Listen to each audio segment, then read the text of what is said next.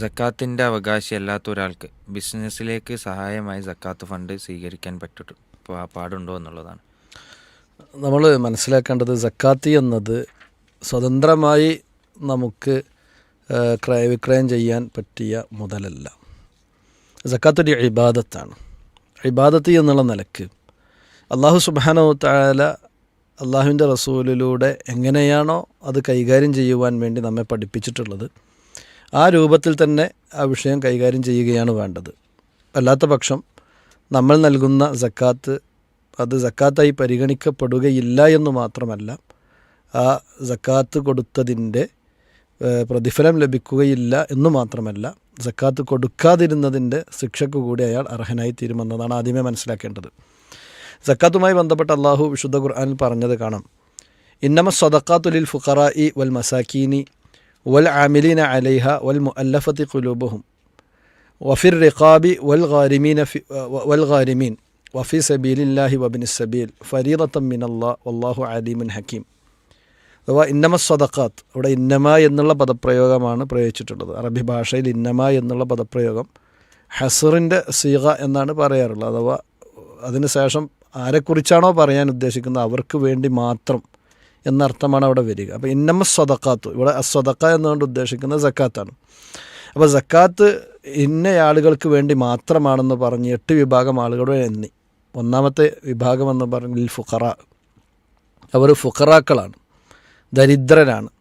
ദരിദ്രൻ എന്ന് പറഞ്ഞു കഴിഞ്ഞാൽ തനിക്ക് ജീവിക്കാൻ ആവശ്യമായ, ഒരു വർഷത്തേക്ക് ജീവിക്കാൻ ആവശ്യമായ ധനം, ആ ധനത്തിൻ്റെ പാതി പോലുമില്ലാത്ത, അതല്ലെങ്കിൽ ഒന്നുമില്ലാത്ത അവസ്ഥയിലുള്ള ആളുകൾക്കാണ് ഫുഖറ, ദരിദ്രൻ എന്ന് പറയാറുള്ളത്. പിന്നീട് പറഞ്ഞ പോലെ മസാക്കീൻ, മിസ്കീന്മാരാണ്.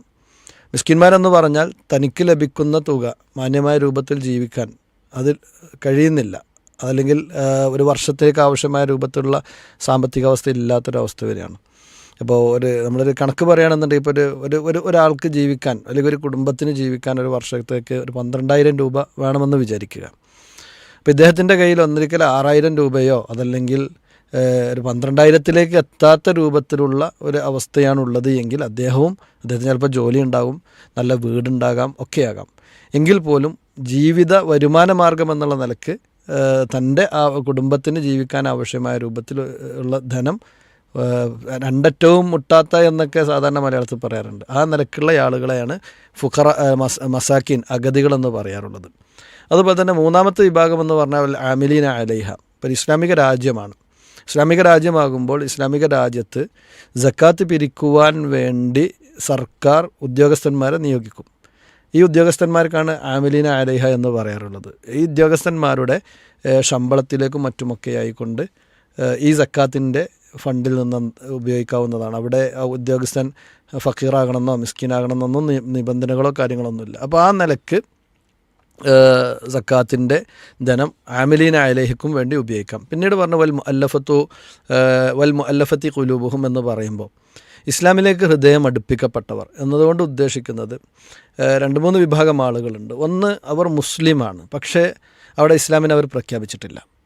പ്രഖ്യാപിക്കാതിരിക്കാനുള്ള കാരണം അവർ ഇസ്ലാമിനെ പ്രഖ്യാപിക്കുന്നതോടുകൂടി സാമ്പത്തിക ഉപരോധങ്ങളും അതുമായി ബന്ധപ്പെട്ട പ്രശ്നങ്ങളും കുടുംബത്തിലും മറ്റൊക്കെ വന്ന് പലപ്പോഴും ബുദ്ധിമുട്ടിലായി മാന്യമായി ജീവിക്കുന്ന ഘട്ടത്തിൽ തന്നെ പിന്നീട് വലിയ പ്രതിസന്ധികളിലേക്ക് പോകുമെന്ന തോന്നലുണ്ട് എങ്കിൽ അത്തരം ആളുകളുടെ ഒരു പുനരധിവാസം എന്നുള്ള നിലക്ക് സക്കാത്തിൻ്റെ മുതൽ അവർക്ക് നൽകി അവരുടെ ഇസ്ലാമിനെ അവർക്ക് തുറന്നു പ്രഖ്യാപിക്കുവാനും മുസ്ലിമായി ജീവിക്കുവാനുമുള്ള അവസരം ഉണ്ടാക്കി കൊടുക്കുക എന്നതാണ് മുഅല്ലഫത്തുൽ ഖുലൂബ് എന്നുകൊണ്ട് ഉദ്ദേശിക്കുന്ന ഒരു തലം.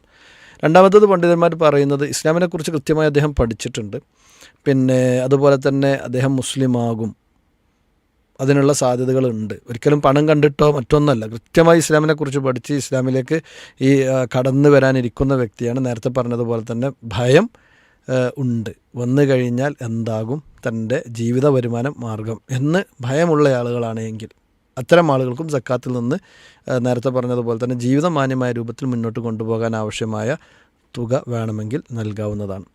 മൂന്നാമത്തത് ഇസ്ലാമിക രാഷ്ട്രവുമായി ബന്ധപ്പെട്ട വിഷയത്തിൽ തൊട്ടടുത്ത് ഉള്ള രാഷ്ട്രങ്ങൾ ശത്രു രാഷ്ട്രങ്ങളായി തീരുകയും അതല്ല എങ്കിൽ തൊട്ടൊപ്പമുള്ള ആളുകളൊക്കെ വലിയ ശത്രുക്കളാണ്, മറ്റു മതസ്ഥരാകാം, എന്നാൽ അവർക്ക് സക്കാത്തിൽ നിന്നുള്ള ഒരു ഓഹരി കൊടുക്കുന്നതോടുകൂടി അവർ മൗനികളാകാൻ തയ്യാറാവുകയും അതല്ലെങ്കിൽ ഈ ശത്രുത മാറി അവർ ഇസ്ലാമിൻ്റെ സംരക്ഷകരാകുന്ന അല്ലെങ്കിൽ രാജ്യത്തിൻ്റെ സംരക്ഷകരാകുന്ന രൂപത്തിൽ മാറുന്ന അവസ്ഥയൊക്കെ ഉണ്ട് എങ്കിൽ അവരുടെ ഹൃദയം അടുപ്പിക്കുക എന്ന നിലക്ക് ആ നിലക്കും ഉപയോഗിക്കാമെന്ന് പറഞ്ഞ പണ്ഡിതന്മാരെ കാണാൻ കഴിയും. ഇതാണ് മുഅല്ലഫത്തുൽ ഖുലൂബ് എന്നുകൊണ്ട് ഉദ്ദേശിക്കുന്നത്.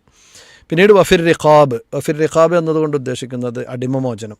ഇന്ന് ആധുനിക ലോകത്ത് അടിമ സംവിധാനം ഇല്ലാത്തത് കൊണ്ട് തന്നെ ഇന്ന് ആ ഒരു ചർച്ചയ്ക്ക് വലിയ പ്രസക്തിയില്ല. അതേസമയം ഒരു അടിമയായിട്ടുള്ളൊരു വ്യക്തിയെ മോചിപ്പിക്കാൻ വേണ്ടി രണ്ട് രൂപത്തിലുണ്ടാകാം. ഒന്ന് മുഖാത്തബത്ത് എഴുതി വെച്ച അടിമ എന്ന് പറയും.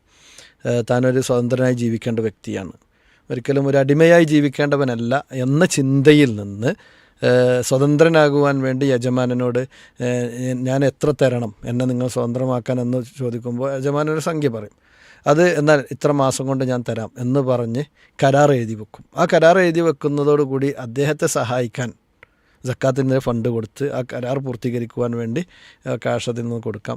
അതുപോലെ തന്നെ ഇനി മുക്കാത്തബത്ത് എഴുതാത്ത അടിമയാണ്, അദ്ദേഹത്തിന് സ്വതന്ത്രനാകാനുള്ള ആഗ്രഹമുണ്ട്, താല്പര്യമുണ്ട്. സ്വതന്ത്രനായി കഴിഞ്ഞാൽ നന്നായി ജീവിക്കാൻ കഴിയുന്ന അവസ്ഥയൊക്കെ ഉണ്ടെന്നുണ്ടെങ്കിൽ അത്തരം ആളുകൾക്കും സക്കാത്തിൻ്റെ ഫണ്ട് കൊടുത്തുകൊണ്ട് അവരെ സ്വാതന്ത്ര്യത്തിലേക്ക് കൊണ്ടുവരാവുന്നതാണ്. പിന്നെ ഖാരിമീൻ എന്നത് കൊണ്ട് ഉദ്ദേശിക്കുന്നത് കടം കൊണ്ട് വലഞ്ഞവരെന്നാണ് പറയാം. ഇപ്പോൾ രണ്ട് വിഷയങ്ങൾ കടം കൊണ്ട് വലഞ്ഞവരാകാം. ഒന്ന്, രണ്ട് വ്യക്തികൾ തമ്മിലുള്ള പ്രശ്നം, ആ പ്രശ്നത്തിന് മധ്യസ്ഥം വഹിച്ച് ചിലപ്പോൾ സാമ്പത്തികമായി പലപ്പോഴും ഇറക്കേണ്ടി വന്ന് മറ്റുള്ള വ്യക്തികൾക്ക് വേണ്ടി സാമ്പത്തികമായി അവരുടെ പ്രശ്നങ്ങൾ തീർക്കുവാൻ വേണ്ടി സാമ്പത്തികമായി ഇറക്കേണ്ടി വന്ന് കടത്തിൽപ്പെട്ട ആളുകളുണ്ടാവും. അത്തരം ആളുകളുടെ കടം വീട്ടുവാൻ വേണ്ടി സക്കാത്തിൽ നിന്ന് നൽകാം.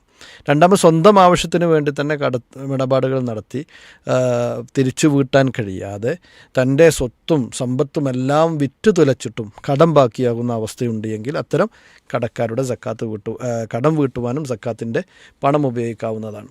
അതുപോലെ തന്നെ വഫീ സബീലില്ല എന്നതുകൊണ്ട് ഉദ്ദേശിക്കുന്നത് അള്ളാഹുവിൻ്റെ മാർഗ്ഗത്തിൽ ധർമ്മസമരം ചെയ്യുന്ന അഥവാ യുദ്ധം ചെയ്യുന്ന ഘട്ടമുണ്ടാകുമ്പോൾ, ഇവിടെയും സർക്കാരുമായി ബന്ധപ്പെട്ട വിഷയമാണ്, വ്യക്തികൾക്കല്ല ഇത്. അപ്പോൾ ആ സർക്കാരിന് യുദ്ധക്കോപ്പുകൾ വാങ്ങുവാൻ വേണ്ടിയും അതുപോലെ തന്നെ പട്ടാളക്കാർക്ക് ശമ്പളം കൊടുക്കുവാൻ വേണ്ടിയൊക്കെ സക്കാത്തിൻ്റെ മുതൽ ഉപയോഗിക്കാവുന്നതാണ് എന്നാണ്.